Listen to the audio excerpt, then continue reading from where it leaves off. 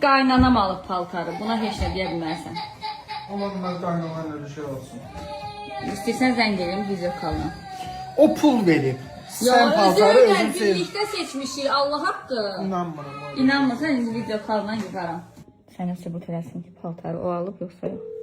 Qaynanam zəngimə cavab versin. Əla olacaq. Lütfən aç zəngimizi.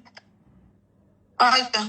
Vay vay. Salam. Necədir? Vay. Senden güzeli olmayacak orada. Ay Mehriban xala, oruç inanmır ki siz seçmişsiniz paltarı. Ay inanmazsan ki sana kutu da kutu. Qəşəngdir. Az bir sen necə? Biraz dalını çekeyim. Asker dalga geldi ben. Görün ne güzeldi. Salam. Necəsən? Yaxşıyam, sən necəsən? Herkes dala geyip biraz. Mehriban xala oruç deyir ki, geyinmə, açıqdır. Nəsə deyin də ona. Ay. Çok güzeldi de. Kaynana dediğim böyle olarak. Eynine bak. Eynine. Yok qəşəngdir. Eynine. Çok qəşəngdir yani. Üşüyünsə böyle yaraşmayacak kızım. Sana yaraşır bu. Süper. Açtı görüm.